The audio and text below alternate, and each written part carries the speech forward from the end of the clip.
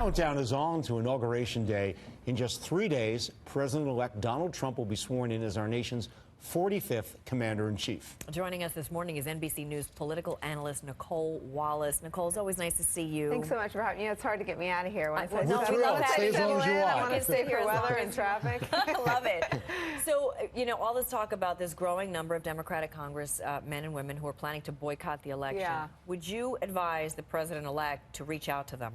Of course, every president of every party should reach out, but especially, I worked for George W. Bush after the recount. That was sort of the last time this Inauguration Day felt so difficult for the losing side. And I think every president always carries the burden of trying to bring along the people that didn't vote for them and convince those people that he will govern as the president of all Americans. The series that you're working on is so fascinating because it really talks about what happened in this election and why it's so different. Right. Now, it's called In Trump They Trust, and it's voters who supported the GOP for the first time because of Donald Trump. They voted for Obama before. Right. Today's story, Nicolle went to Florida, Pasco County, Florida, and talked to women there.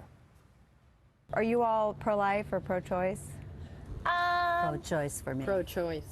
I don't believe in abortion, but I don't believe it's my choice to tell somebody else to do that. What's Donald Trump?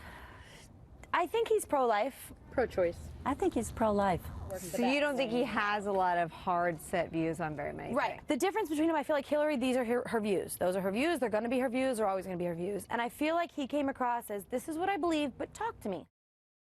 Okay, now this is fascinating because we know that Donald Trump has spoken out very forcefully saying that he is pro-life and that he intends to appoint a pro-life, could-be swing vote to the Supreme Court. Right, and he released didn't impact the women. Didn't impact. What's so interesting, I am part of the national media that got this really, really wrong. So this journey was professional, obviously, and personal, trying to understand what I misread.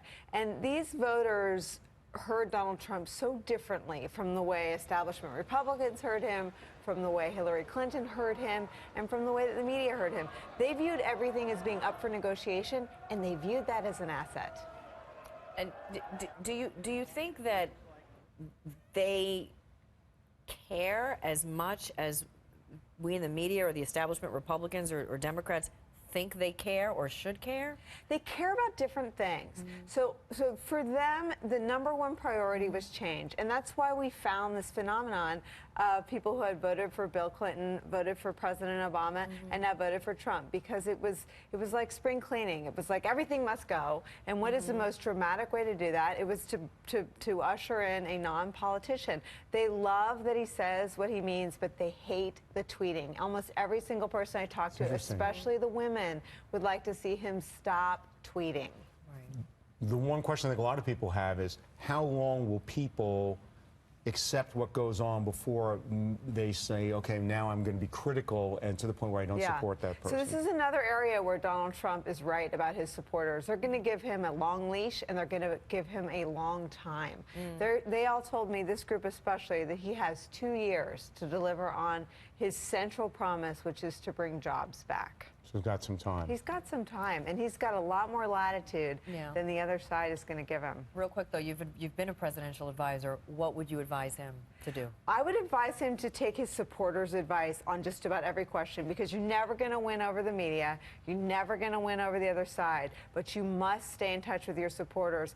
And I'd say 90% of his supporters and all of the women would like to see him get off Twitter. Okay. That might be the See if that happens, best advice of the day, maybe. Nicolle Wallace, always nice to see you. Thank you, guys. All right, watch part 2 of Nicolle's series, In Trump They Trust. That's ahead on the Today Show. It's really riveting. It all starts at 7 a.m. Right now, though, we do want to get to some breaking news that's happening in the Bronx. So they're starting to discuss